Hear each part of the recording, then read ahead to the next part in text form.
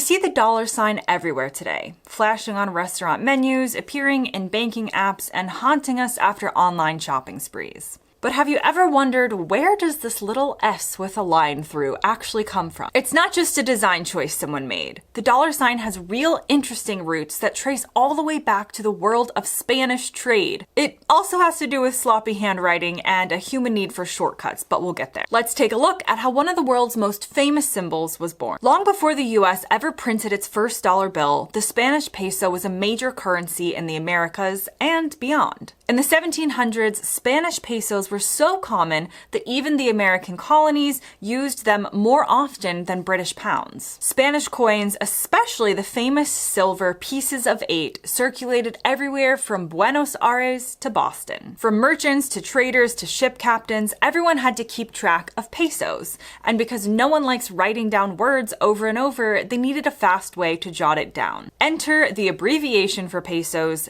PS. When people wanted to refer to pesos, they simply abbreviated it in their records to PS. P for peso, and S for plural, or possibly referring to silver since pesos were silver coins. It was quick, clean, and understandable.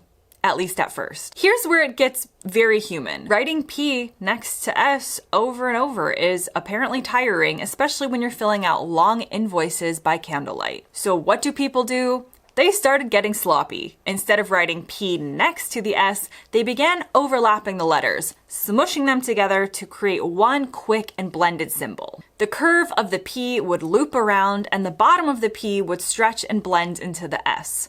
Over time, the two letters merged into a recognizable figure, an S crossed by one or two vertical lines. And just like that, the dollar sign was born. This gradual evolution is actually documented. Historians have found old ledgers and handwritten notes from the late 1700s and early 1800s showing early versions of the dollar symbol forming exactly this way. Now, if you've ever seen a dollar sign drawn with two vertical lines instead of one, which to be honest, I still do, you might be wondering what happened.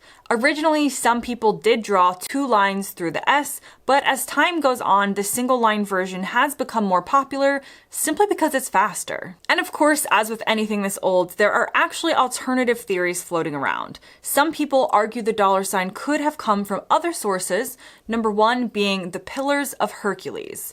This was on Spanish coins already, and it showed two columns wrapped with a banner, somewhat resembling an S with two vertical lines. Another idea is that it was a shorthand symbol related to the number 8, since Spanish pesos were often called pieces of 8. These ideas are cool, and the imagery does match a little bit, but there's way more documented evidence in real handwritten documents showing the P over S shortcut gradually becoming the dollar sign. Historians, economists, and most language experts agree that the PS theory is the strongest one. Now, when the US finally decided to create its own official currency after independence, it didn't start from scratch. The new US dollar, created by the Coinage Act of 1792, was intentionally based on the Spanish peso. Why? Because people already trusted it and used it every day. And since everyone was already scribbling this sign to mean peso, it was a natural fit to let that symbol carry over into the new American system. In a sense, the dollar sign was already pre-branded before the US even minted its first dollar bill. Today, the dollar sign is more than just a symbol for US money. It's an international shorthand for wealth, commerce, capitalism, even greed and success, depending on how you look at it. But at its heart, the dollar sign itself is a relic of human nature, the need to simplify, the need to save time, and the messy beauty of language and writing over time. It's crazy to think that one of the most powerful symbols in the world didn't come from a government edict or a genius graphic designer.